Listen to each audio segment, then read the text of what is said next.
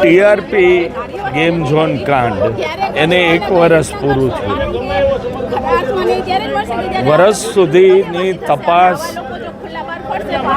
કાયદાકીય તપાસ, પોલીસ તપાસ, ડિપાર્ટમેન્ટલ તપાસ, બધી તપાસ પછી પણ મૂળ સૂત્રધારો છે જે ટીઆરપી ગેમ ઝોન કાંડના એને પકડવામાં આવ્યા નહીં, ઉલટાની એમને બઢતી અને બદલી મળી।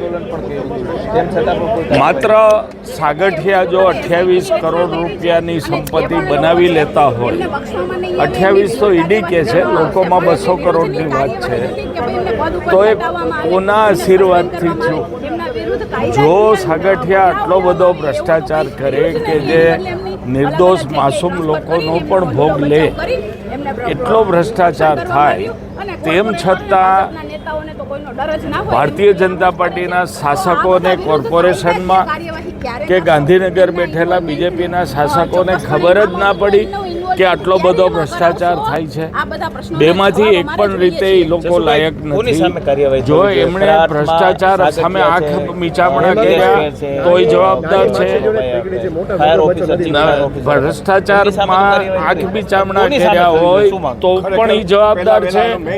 અમે એવું માનીએ છીએ કે પોતે જ જવાબદાર છે। નાની માછલીઓને પકડી 2-3 માછલીઓને પૂરી દીધી અને મગરમચ્છો જે હતા, જે કમલમના આશીર્વાદથી અથવા કમલમમાં બેઠા છે, એવા લોકો સામે પગલાં ન લેવાના। એટલે આજે અમે માગણી કરીએ છીએ કે આવા લોકો સામે પણ પગલાં લો। ટીઆરપી કાંડને 1 વર્ષ પૂરું થયું છે અને વર્ષીનો દિવસ છે, એટલે કોંગ્રેસ પક્ષ દ્વારા જુદા જુદા કાર્યક્રમ આપવામાં આવે છે। આજે પોલીસ કમિશનરને આવેદનપત્ર, ગઈકાલે રથનું આયોજન, એના પછીના દિવસે સ્ટીકરનું વિતરણ અને રવિવારે કે 25/5/2025ના રોજ સાંજે 7:30 જિલ્લા પંચાયત ખાતે કેન્ડલ માર્ચ, એટલે જુદા જુદા કાર્યક્રમ આવે છે। પીડિતોને ન્યાય નથી મળ્યો એટલે અમારે આ કાર્યક્રમ આપવામાં આવ્યા છે।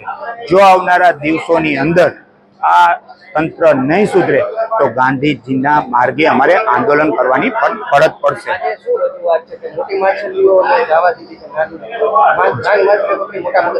આ ટીઆરપી કાંડની અંદર ખાલી અધિકારીને જ ટાર્ગેટ બનાવે છે, એમાં પદી અધિકારી પણ આમાં સામેલ છે। કોઈ સાગઠિયાની ગજા વગરની વાત છે। આ પદાધિકારી કોણ છે એની સામે ગુના દાખલ થવો જોઈએ। તંત્રને પણ ખબર છે, પણ ભાજપના બીકને હિસાબે આ તંત્ર આની સામે પગલાં નથી લેતું। એનું પોલીસ કમિશનરનો અમે કાન આંબળવા આવ્યા છીએ।